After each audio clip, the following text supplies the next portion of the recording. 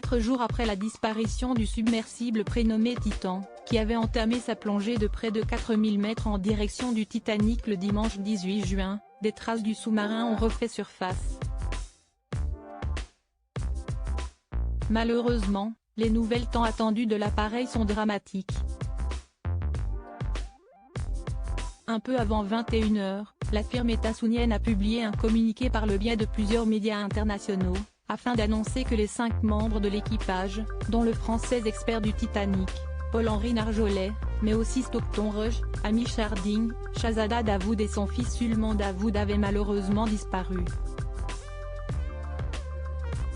Quelques minutes plus tard, les gardes-côtes américains ont donné une conférence de presse depuis Boston, afin de donner plus d'informations sur les circonstances du drame. Le sous-marin aurait vraisemblablement implosé au cours de l'expédition. C'est une journée très difficile pour nous tous et particulièrement pour les familles des disparus auxquelles nous adressons nos pensées, a confié John Moget, le chef des gardes-côtes américains. En début de soirée, ce jeudi 22 juin, un expert avait confié une mauvaise nouvelle à la chaîne britannique de la BBC. Des éléments issus de l'appareil recherché auraient été identifiés avec des débris. Parmi ces derniers, se trouverait un cadre d'atterrissage, mais également un morceau de la partie arrière de l'engin conçu par la société américaine OceanGate, expliquait l'océanographe et ami de certains des passagers, David Myrne.